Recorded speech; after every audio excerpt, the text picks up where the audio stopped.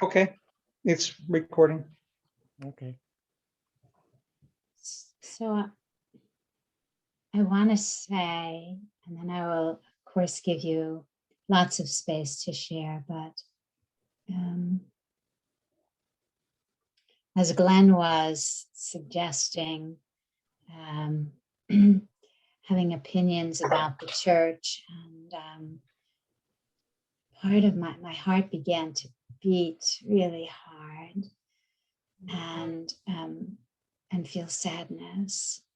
And part of what I know, and why I don't often talk about the church, is because I know, Sebastian, you love your Catholicism, and that resonates very deeply with me. It almost hurts my heart to begin to think about sort of what's going wrong with the church in your presence, because I feel like you are Catholic exemplary, that you in some way, and this is where the conversation came from. We were talking about we went to brunch actually in the morning, or breakfast, and one of the women there suggested that she was now going back to church. And we started to talk about, I'm in the church, I'm out of the church. Some days I go, sometimes I don't go. But we began to talk about reasons why it is difficult to go to church. Nonetheless, and this cutting right to the chase for me is that you, Sebastian, seem to me to be a bridge. You feel to me like a prophet, like the prophets of the Bible, who bringing in the new Word of God, taking the best of Catholicism and leaving out the sin and the inequality, which the church has not yet left behind here in where I am in the United States. So Glenn said he had a vision of all the churches full, with spiritual community. And I have a vision, and I said to Glenn, and this is very presumptuous of me, but I will tell you that I think it's very interesting that you know the Pope. I hope that your writings and your words, the words that are Jesus's and Mary's, are being shared in his home, in his community.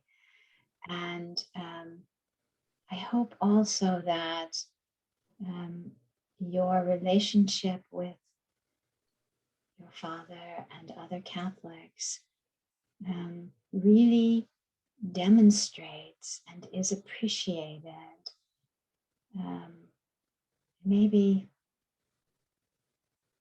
Maybe people will be listening with their hearts, because there's great freedom and maybe hope for the church in someone like you who is faithful to those mystical roots, to the place where God,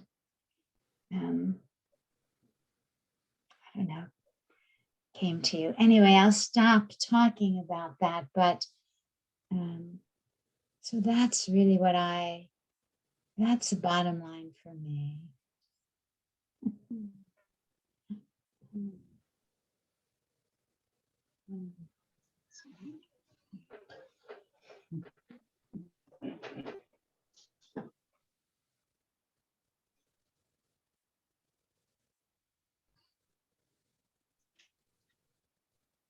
Can I say something? Sure, go ahead. MaryBeth, you are no less a prophet to me than Sebastian.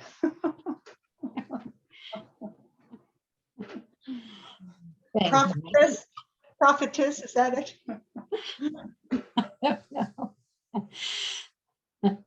Well, may these words be prophecy, because I think that a great deal of healing and change can occur through a voice, like the voice in Choose Only Love. And if you aren't already sharing, and I'm sure you are in some ways, and I'm sure you are. See, I went to the church. I have a priest who's a friend. And I'll stop talking after this because I want to hear from Oh, Sebastian. just continue. It's great, MaryBeth. I have a priest who's a friend. We were supposed to go to Israel together and lead a group together. He bailed out. He is uncomfortable with my having a voice, a woman having a voice. I brought a statue of Our Lady of Fatima, which I have in my house, and I think maybe belongs in your house, Sebastian, but I brought that into the church on feast day and did a little talk about her, and I had asked for permission to do that, but my friend, dear friend, and a very progressive priest was so angry that day. He couldn't even speak to me because he felt that I was usurping the position of preaching and sharing about Our Lady, right, of Fatima.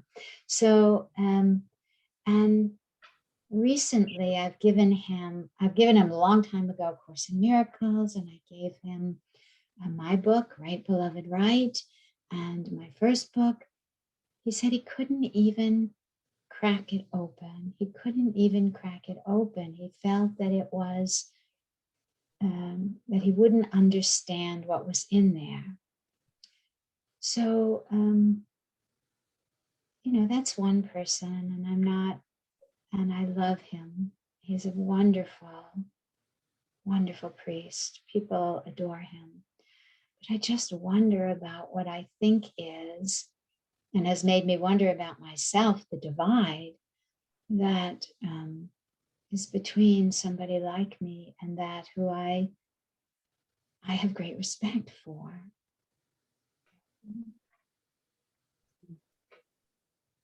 Yeah.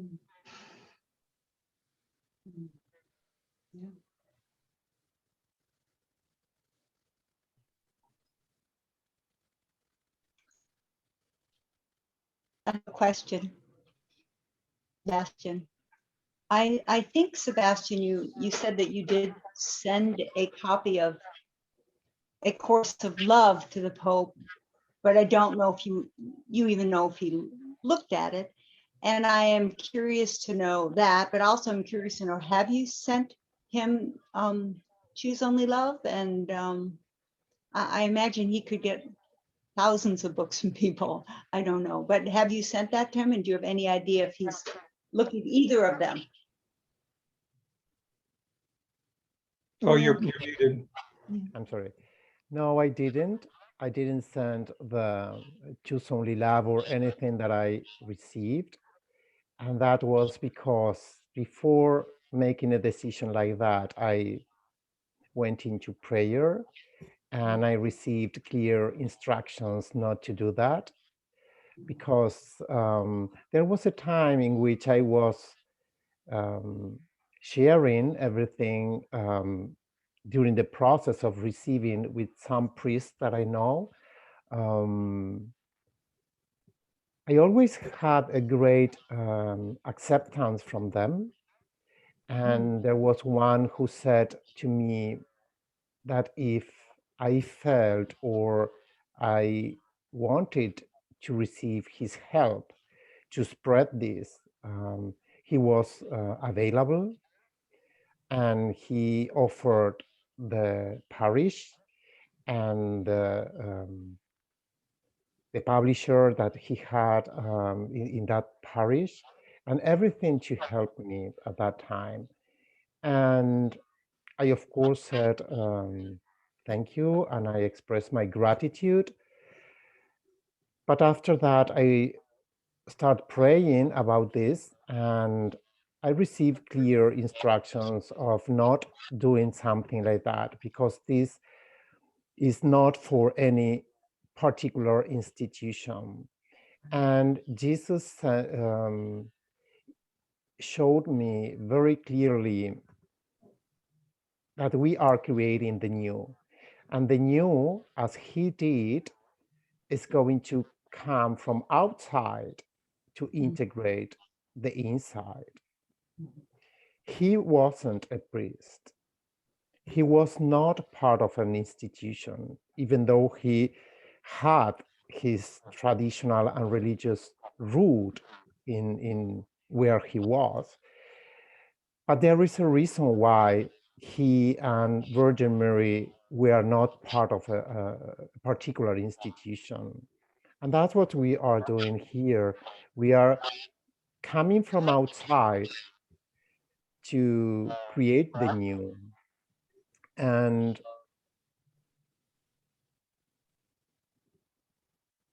I would say that rather than going to an institution, they will come to the new. So they will be transformed. Can you hear me okay? Or Yes. Well, there's some background noise and I don't know if maybe if I'm Mary gonna Beth. shut my, I'm how gonna about put mine now? on. No, you know what, it's, Oh, it was you. Okay.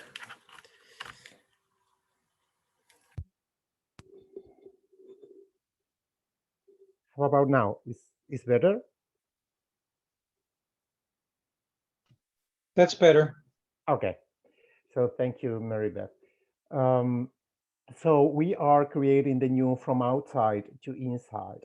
And at the same time, Jesus told me that not only the Catholic Church, but every institution, religious institution, are going to be trembling more and more in order to be completely transformed. So what we are going to see is more changes and more changes and more changes within the Catholic Church and every single church. And the big picture of this is because we are in this time that was announced by Jesus, and it is in the gospel when he was talking with the Samaritan woman. There is a dialogue there in which Jesus says about the answer, the question of the Samaritan woman, and he says, not here, not there, there will be a time in which the Son of God will adore him in spirit and truth. That is a prophecy of a time in which we are not going to have religious as institutions anymore, which means that the religious institutions will exist, but in a different way. It's a prophecy about these times. It's a prophecy about the time of the direct relationship with God. And we are in that time now, a time in which the spirits are reestablishing the direct relationship with God. And that is the reason why they don't go to the church, because everything is changing in this time, including the spirituality. So people are more able to listen to the voice of Christ in their heart. So religions and institutions are going to be there just as an expression of that relationship, but not as someone that, establish a difference between you and God. That's the big change that is happening It's happening right now in the Catholic Church and other churches and other religions, because we are ready to talk with God in our daily life. And this is something that we are facing all over the world, more and more every day. So because of that, the instruction was not to send that to anyone, because we need to, Jesus said to me that choose only love, and everything that I'm receiving are going to be like little drop of water into the boiling oil. So it's like something that he is, dropping and sending to there, so the new can begin. And that's the reason why I didn't share that.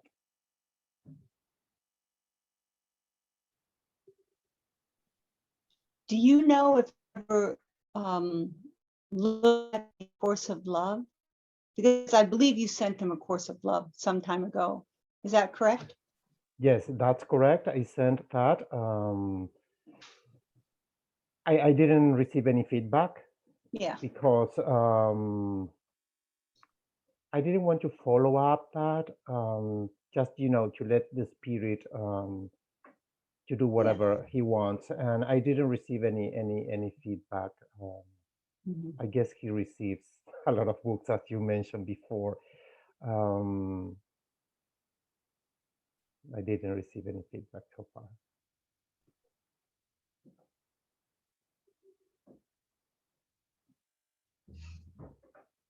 And talking about the woman and the Catholic Church and other institutions, that is part of the big transformation we are having now.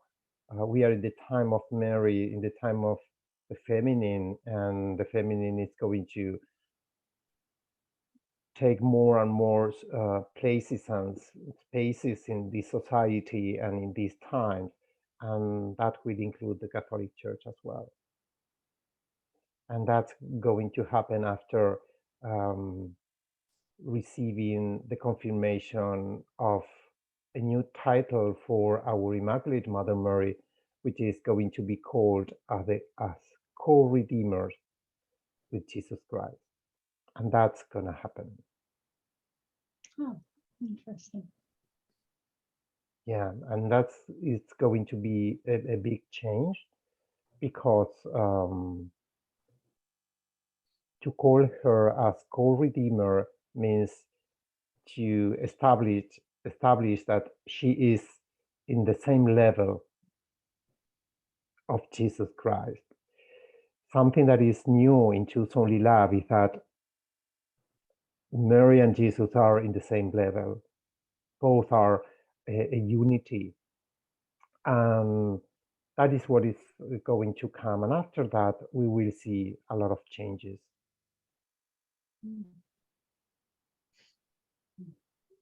Changes that will include the feminine aspect of the church taking more place.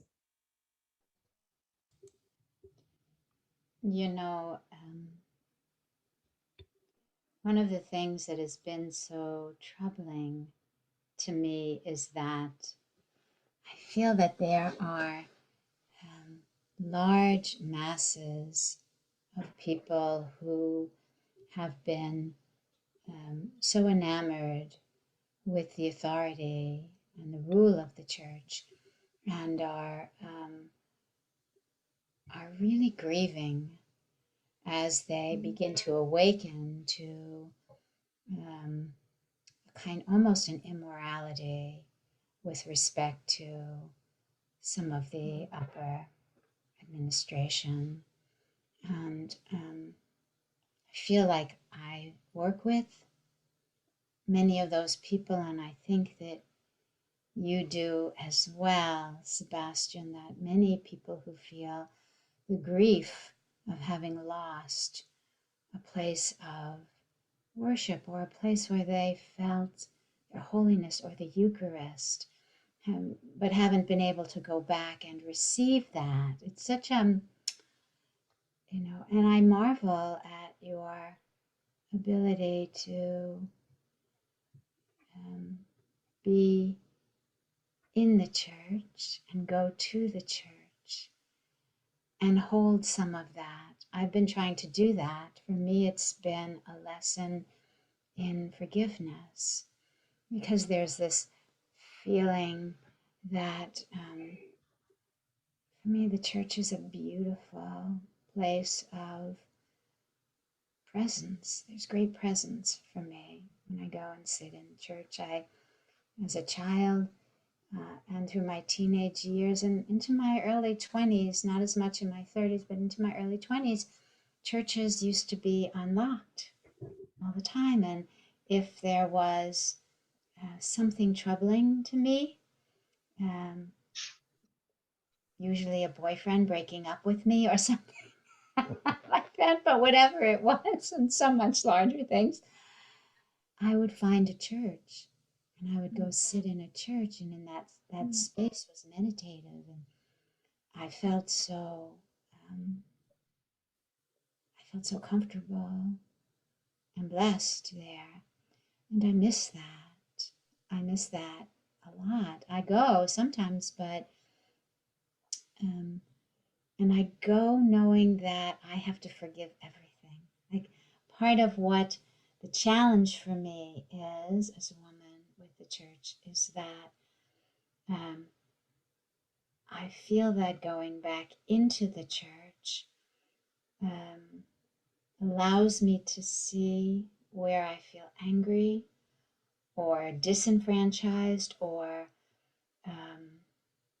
maybe unheard, and to really do some forgiveness work around that. So I share that.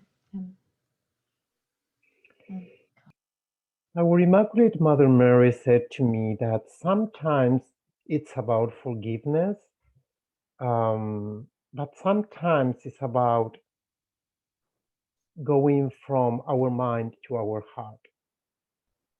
Because now we are in the time of the heart, and we are finishing the time of the mind, so to say, in one way. So most of the time what happens with church is that was extremely focused on rules and mental beliefs and dogmas and those kind of things. And the main reason of them is to help us to reunite with Christ, to reunite with God. That's why they are called religious, to reunite our soul with God. So I go to the church every day, or every day that I can. Now, because of the COVID situation, it's more difficult, but I used to go every day, and I love to go there, and I practice my different devotions and faith. And however, I try to focus everything in my heart. So it's all about what I feel. So all about what the Spirit says to me. And sometimes it says something different from what I hear from maybe the priest or from someone, but we can go beyond that to the truth of the presence of God there. They are just to have a place or an institution to reconnect with God. And that's the only important thing. And sometimes we can reconnect just in the nature or having a walk or something like that. So sometimes we don't need a temple or a building to reconnect with God.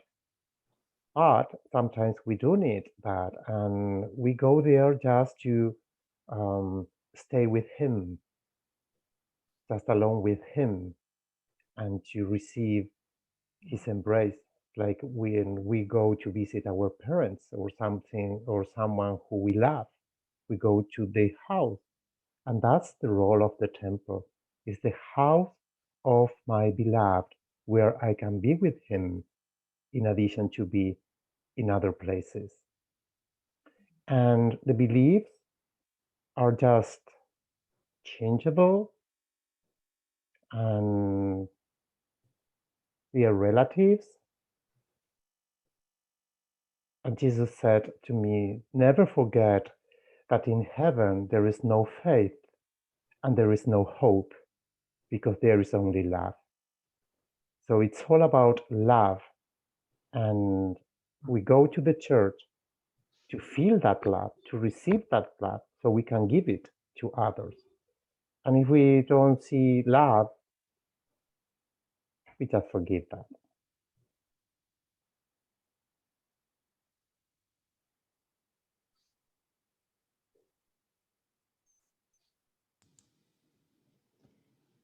I want to tell you a story. I'm not proud of this story, but I can laugh at myself in the story. But it was, I had gone to church and had received, for me, I love the Eucharist and I love the wine. But I had taken the Eucharist and gone over to a woman who was holding the chalice. I forget the name of what we call that person. She was holding the chalice of the wine, and I had the Eucharist here in my hand. And I wanted to dip the Eucharist into the wine, just dip it in. And of course, that's one of the rules, that you're not allowed to do that. You have to take the Eucharist and then drink the wine. And I went to do it. I asked the priest if it was okay for me to do that. And he said, yeah, don't worry about it, do it. Yeah. I took the Eucharist and I went to her and she held up the wine. And I went to just dip it in, and she took 3 steps back and she said, you can't do that. You can't do that. You're not allowed to do that. And a kind of, anger. And it wasn't, it was kind of like, it was a strength or a power that is unlike me.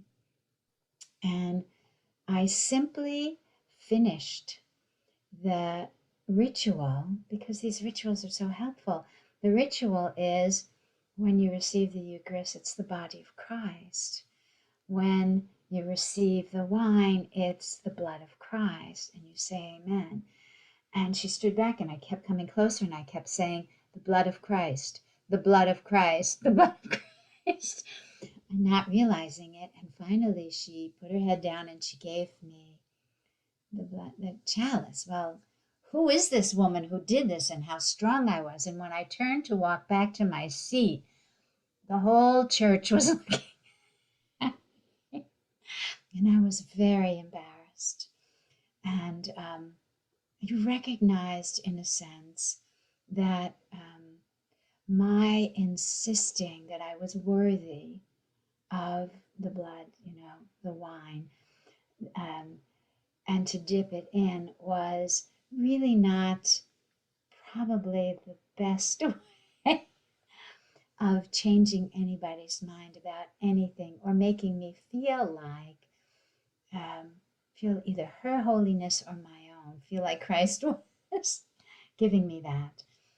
But, and I'm telling the story because when I went to sit down and close my eyes and listen to the voice for love inside me, to listen to Jesus, I felt that all of that had been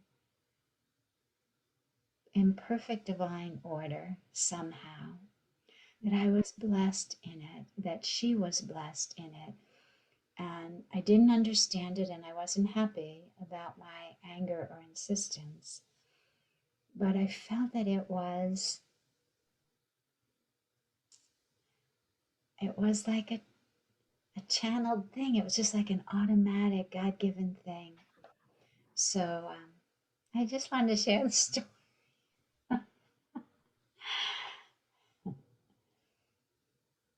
Yeah.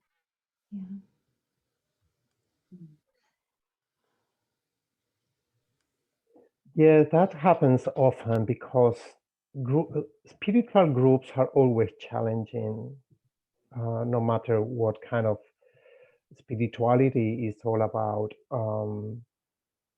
Because, you know, it touches everyone's heart, and sometimes that is difficult for, especially for some people. So, however, everything happens in our life for a divine purpose.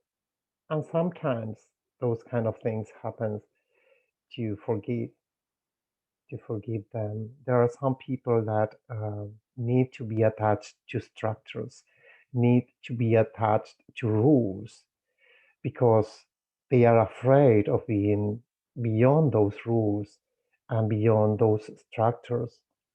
So when we find someone like that, that can be found anywhere, brothers and sisters that are attached extremely to the rules, we can recognize that that is because they are afraid and they need that structure, and we embrace them. And that's the meaning of forgiveness, because forgiveness is embracing everything into love and truth. And there are people that need that, and when they see you doing something with no structures, or someone who is more free and express your freedom, they become afraid. There are a lot of people all over the world, including sometimes we, that are afraid of freedom. And that is something that is very important to understand when we go to the church, because sometimes people are really afraid of changing, afraid of the new, because they have to change, and that's what they don't want. I really believe, MaryBeth, that we are in a time in which we really need to connect with tenderness. We need to be very tender with everyone, because these changing times are very difficult for a lot of people. This is a transition, and there will be a time in which everyone will be, in the humanity, everyone will be accustomed and feel comfortable with the new, but so far it's a transition, and there are people who are very afraid of these new times. And what we will see, based on what our Immaculate Mother Mary said to me, is that we will see a reaction in the world, a reaction because of the fear of the new, because of the fear of the transformation. And that reaction will be people trying to go to more authority. And that will happen not only in the church, but also in the political area. We will see more and more people trying to go back to the past, back to the old, and to reinforce the authority because of the afraid, because no one knows where this is going. And that creates this state of fear. And that's why our Immaculate Mother Mary said, the medicine for the new time is my tenderness and my sweetness. That's what we need, to be very tender with others.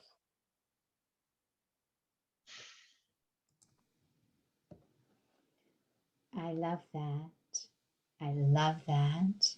And I totally agree with the tenderness. I have a And- story. Go I ahead. have a story. Oh, I'm sorry, go ahead. I have a story. I can't vouch for it. It's more a feeling. I don't have strong incarnational memories, but I do have one.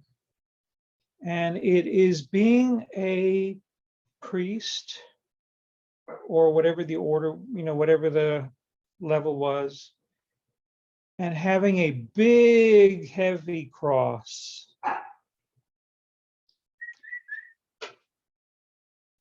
Mary's broken. And at some point, I was further up in the hierarchy. I had no idea what level was as priest, bishop, archbishop. I had no idea what it was. But at some point, I made a transition to a higher level of church authority, and I discovered. I'm not sure exactly what it was I discovered, but I discovered a lack of sincerity, or a lack of integrity, or there was a lack of spirituality at that level. And I was devastated. I was just devastated. And that was actually disillusion. And I knew the spirituality was true and that what they were reflecting was not. And that was the major memory of that incarnation. It was huge. So, this is just, anyway, I'm not sure this is even relevant, but we're talking about forgiveness and, and kind of putting it all into perspective. And so, Sebastian, you're talking about, well, I'm not guided to choose only love to the Pope or whoever, and that's fine. I think it's important to do that. And I respect that Jesus was not a priest. And I wasn't even anything in the Jewish tradition, particularly, except maybe a rebel. And that's fine. So we work from the outside. We work from the heart, and I'm happy to live with that. Yeah, he was more clear with me saying, if I wanted you to be part of the institution, I would do that. And I know you would do whatever I ask you to do. So we have to create the new from outside to the institutions. And I would like to make a comment about your idea of the prophet that you mentioned at the beginning, MaryBeth. When I received that revelation about the prophets, the new prophets that we all are, including you, Muffy, Glenn, and everyone who is part of this new awakening of the consciousness, which is happening worldwide,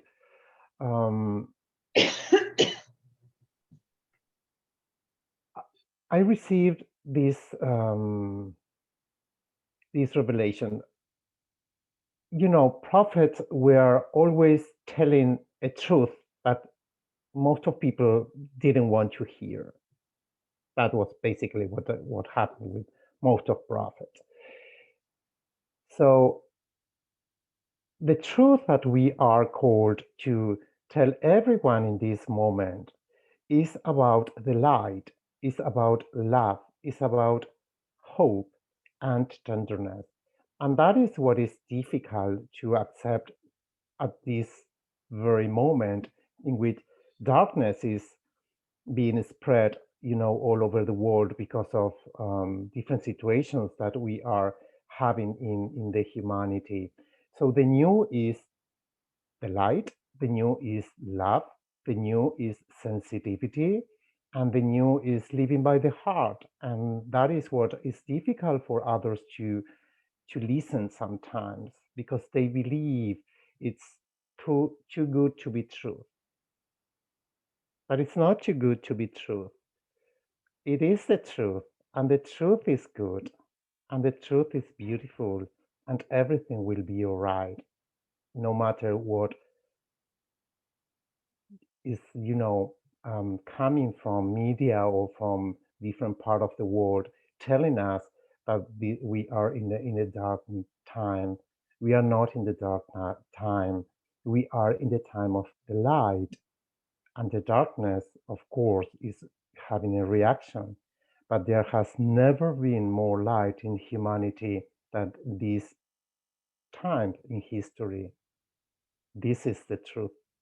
And the truth is that love is shining more and more everywhere and will be shining more and more every single day. That is the truth that we have to share as a prophet, no matter whether others want to listen to that or not.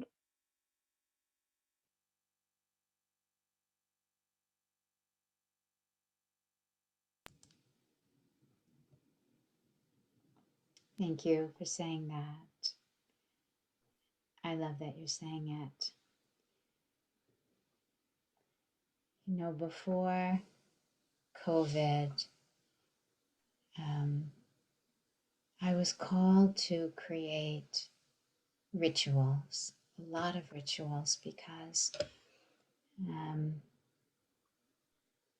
I found that part of what the church did for me, or a priest did for me, was helped me to deal with some of those life transitions and really difficult times. For example, when my mother passed away and having a mass for my mother, which I will not tell you the outcome, turned out to be a disaster, but things like that, including, sharing bread and wine and using the words of A Course in Miracles to celebrate and vision and practice the presence of the Christ in each other, looking for that. And of course, COVID sort of, I've been doing that all my life, but just before COVID, it was very strong in me that people need and are so helped by gathering together in places that where they bring their sense of holiness and divinity and bless those places and are blessed by rituals which help remind them of their purity or their transitioning into a deeper relationship with God. And I wanted to know what you think about that. I think, but I don't think anything. I just receive what I receive from Jesus, and I just express what he says. And he is transforming the church. He is renewing the church. And the way, one of the more relevant way of making that, one of the way of renewing the church is with those who are moved by him in order to show the new. So everything that you feel inspired from your heart and you do it with love is perfect, no matter whether the other institution accept that or not as a truth. Because Jesus said to me once, if you make a mistake based on love, I smile on you. because love is everything for him. So the point is, am I doing this based on love? If am I doing that based on love, that comes from heaven, no matter whether other institutions accept that or not. And sometimes that new creates the environment to change. Institutions change because of those people who bring the new. We make them change.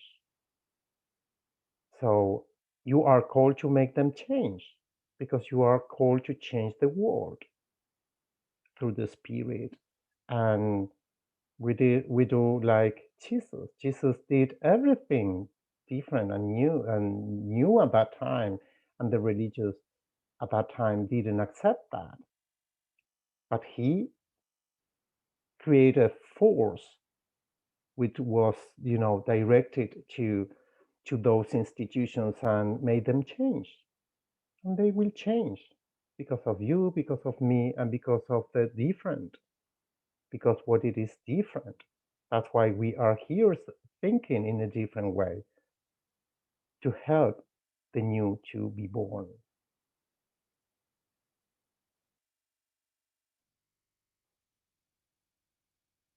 That's why Jesus said to me, because you have to create the new, you have to do everything different.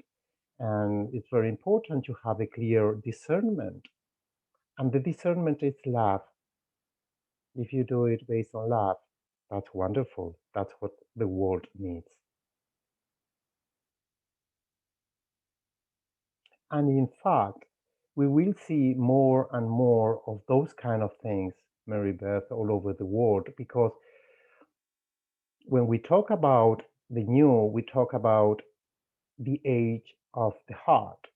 That means a time in which we will be able to express our uniqueness.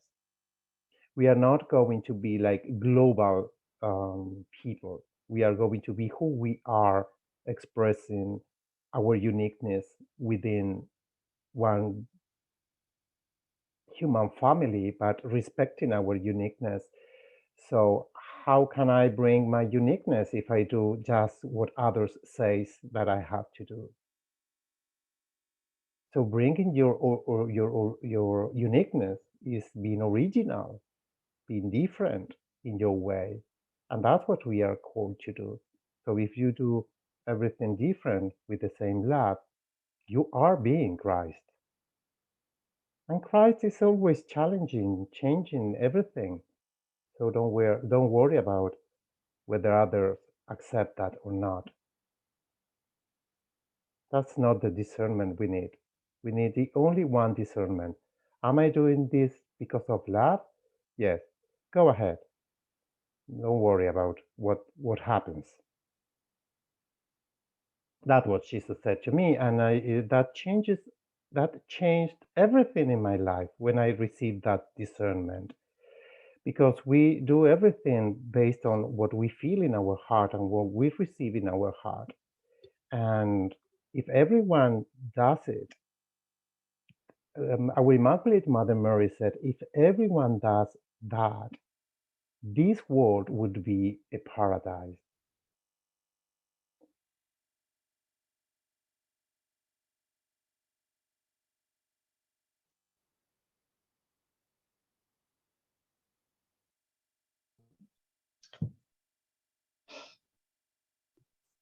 Thank you for this conversation.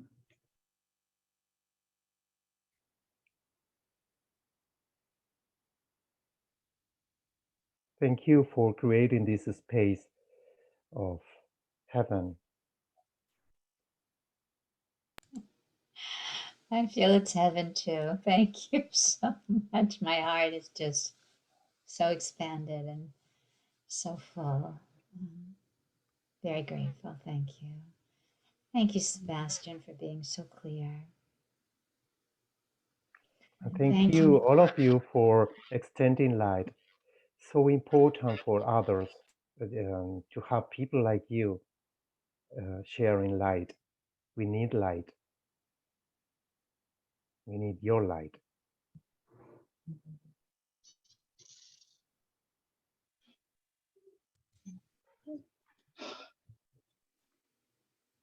And thank you, Muffy, for creating this wonderful community that you are creating, Wild Grace community. I really, really feel touched by that. And I know how important that is, because the new is going to be with new communities based on spirit. Thank Well, you. as you know, it's not in our hands, so we just watch how it unfolds. We think Divine Mother will probably have someone move into the new house, but maybe not. Build it and they will come.